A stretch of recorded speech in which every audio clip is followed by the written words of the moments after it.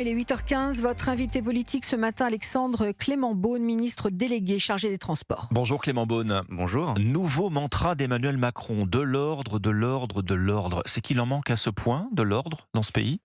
Non, mais vous savez, nous avons vécu une période qui a été évidemment extrêmement choquante, difficile, avec ces violences urbaines, ces émeutes dans certains cas.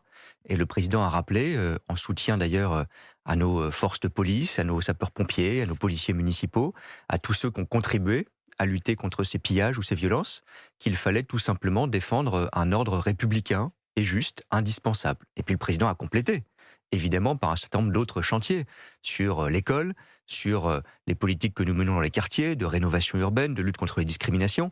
Ça ne résume pas tout, mais c'est un principe et un socle fondamental qui est aussi tout simplement celui de la vie commune. Et je rappelle à chaque fois, parce qu'on oppose parfois, et injustement les uns aux autres, que les premières victimes du désordre, ou de la casse, je l'ai vu dans les transports publics, dans ces services publics essentiels qui ont été parfois saccagés dans certains quartiers, ce sont les habitants des quartiers difficiles eux-mêmes et en premier. Donc l'ordre, ce n'est pas les uns contre les autres, c'est la condition de la vie ensemble. Et le président l'a simplement rappelé.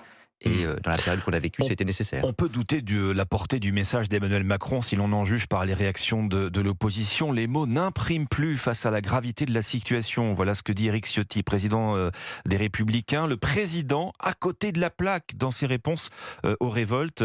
Ça, c'est pour Manuel Bompard à la France Insoumise. Oui, vous savez, je pense que ces phrases, elles auraient pu être écrites à l'avance. Bon, parce que c'est le jeu, malheureusement, politique de dire ça ne va jamais... les mots ne sont pas à la hauteur, les réponses ne sont pas satisfaisantes. Regardons les faits. Le président l'a rappelé, au-delà des mots. Il y a eu 45 000 forces de sécurité qui ont été mobilisées pour rétablir justement cet ordre. Il y a une politique d'investissement dans la rénovation urbaine de nos quartiers aussi, qui est inédite et qui est indispensable et qu'il faut continuer. Donc si certains ne sont pas satisfaits par tel ou tel mot, qu'ils regardent les actes et qu'ils participent aussi à ce débat. On va avoir un budget qui a voté des crédits exceptionnels pour toutes ces politiques prioritaires. On a voté des lois pour donner les moyens à notre police d'agir. Il faut aussi, au-delà des petites phrases, qui je pense lassent un peu tous les Français, y compris en vacances, avoir un peu de sens des responsabilités et un esprit constructif. Il passera au 49.3 le budget ? Écoutez, j'en sais rien. Je vois que les oppositions ont déjà dit... Emmanuel Macron laisse la porte ouverte. Mais ce n'est pas terminé, visiblement. Mais c'est la porte ouverte par notre Constitution, par définition. Et on sait que l'an dernier, cela a été nécessaire, pas toujours d'ailleurs, pour adopter certains textes financiers, pas tous. Et je le rappelle aussi parce qu'on a tendance à simplifier ou caricaturer que l'essentiel des lois, presque 50 qui ont été votées en un an de législature, plus que dans le mandat précédent en un an, ont été votées évidemment sans le recours à cet article 49.3. Mais il existe notamment pour les textes financiers.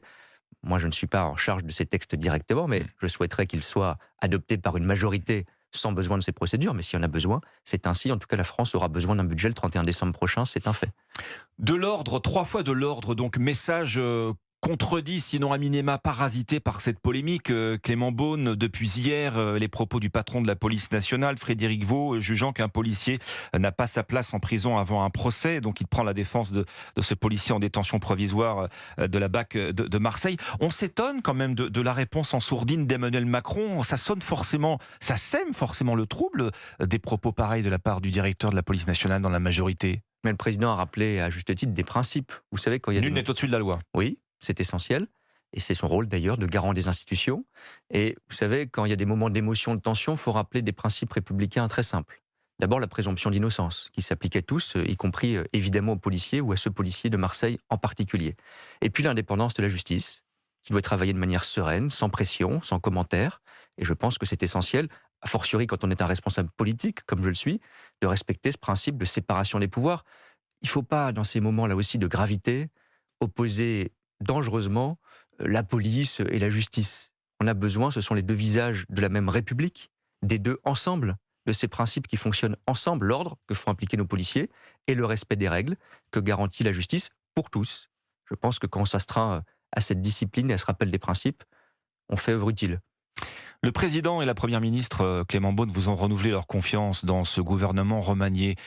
Vous allez en faire quoi de cette confiance ? D'abord, vous avez raison de le rappeler parce que c'est un honneur, pas un privilège, parce qu'on gagne cette confiance, j'espère, mais je suis très honoré que le président de la République et la première ministre, maintenant ça fait 3 ans que je suis membre du gouvernement, 1 an pour les transports.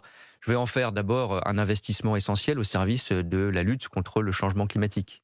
Les transports, c'est 30% de nos émissions de gaz à effet de serre. Oui, pour la C'est le France. premier secteur, c'est 1/3 de notre consommation d'énergie. Donc si vous n'avez pas une politique de transport qui investit dans le train, qui investit dans la voiture électrique, qui investit dans les nouvelles mobilités, le vélo et d'autres quand on peut, eh bien, on raterait le coche, si on ne faisait pas cela, de la transition écologique. Donc, ma feuille de route, c'est très simple, c'est participer à cette transition écologique, faire en sorte que, on le voit dans nos débats du quotidien, les transports, c'est sans doute le seul service public que tous les Français de tous âges utilisent plusieurs fois par jour.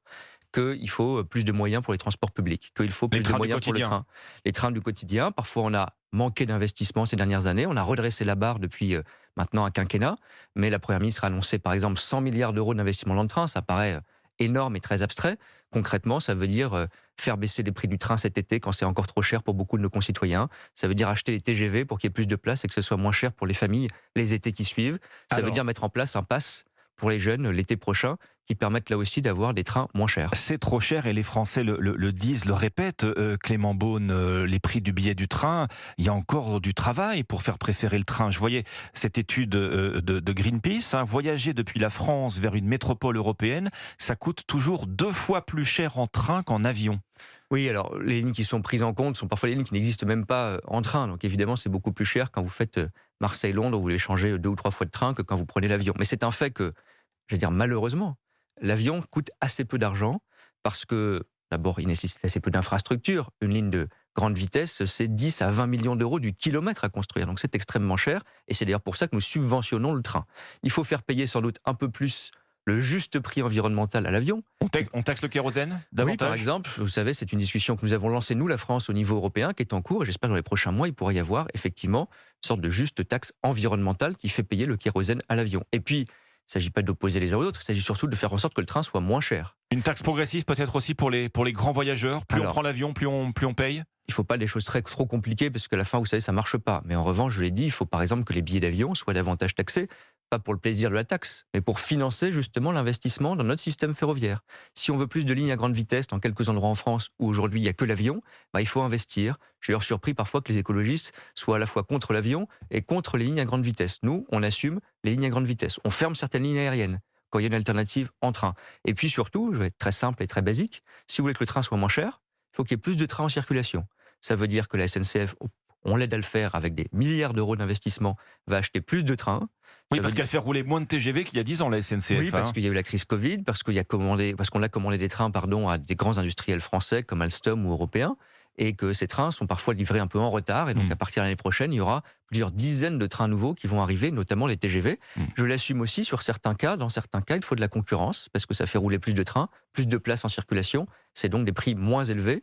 On le voit sur la ligne Paris-Lyon, et un mode de transport plus écologique. Et puis, il faut des offres plus compétitives, notamment pour les jeunes. Alors, vous avez une bonne nouvelle pour les jeunes voyageurs, Clément Beaune. On a commencé cet été, je l'ai dit, on a par exemple encore plus de 100 000 billets intercités qui sont à 19 €, qui sont accessibles à tous. Et puis, on a lancé pour les jeunes, c'était une expérience qui a très bien marché, le pass franco-allemand, qui permet à des jeunes de moins de 27 ans de voyager gratuitement pendant tout l'été. Il y a encore 5000 passes qu'on remet en jeu aujourd'hui pour que des jeunes apprentis, des jeunes étudiants boursiers qui n'ont souvent pas les moyens, puissent voyager en Europe, parce que ça ne doit pas être un privilège réservé à quelques-uns cet été. Et on continuera ces aventures, si je puis dire, et ces aides européennes pour les jeunes l'été prochain et les étés qui suivent. Et on va continuer aussi, je le disais, avec un pass qui facilite la vie, notamment des jeunes, pour circuler partout sur nos trains régionaux ou sur nos trains nationaux, comme les intercités, l'été prochain. Tout ça, c'est du pouvoir d'achat et c'est de l'écologie concrète. En quelques mots, Clément Beaune, vous avez été heurté par certains propos tenus après la nomination de votre collègue Gabriel Attal à l'Éducation nationale pour prendre la suite de Pape Ndiaye. Oui, on a eu des propos malheureusement relayés par d'anciens responsables politiques, je ne les citerai même pas, qui sont tout simplement dégueulasses, abjects, qui ont visé Gabriel Attal, à qui j'apporte tout mon soutien, et qui visent, j'en ai parfois moi-même été victime, beaucoup de responsables politiques à raison de leur orientation sexuelle, de leur religion, de leur couleur de peau. Philippe de Villiers, vous avez raison de le dire. C'est le passage du woke au LGBT. Oui, c'est insupportable parce que ça résume les gens à une forme d'identité qu'ils n'ont pas revendiquée. Ça donnerait l'impression que quand on a une caractéristique, orientation sexuelle, religion, origine, quelle qu'elle soit, on est enfermé dans une forme de communauté. On peut défendre des droits et défendre l'égalité. C'est mon combat absolu. Quand j'étais ministre des Affaires européennes, je l'ai mené parfois difficilement en Europe. Je le mènerai toujours dans la vie politique. Et ces propos doivent être condamnés par tous. C'est insupportable, abject, dégoûtant. Ça n'a pas sa place en politique. Merci Clément Beaune. Merci beaucoup.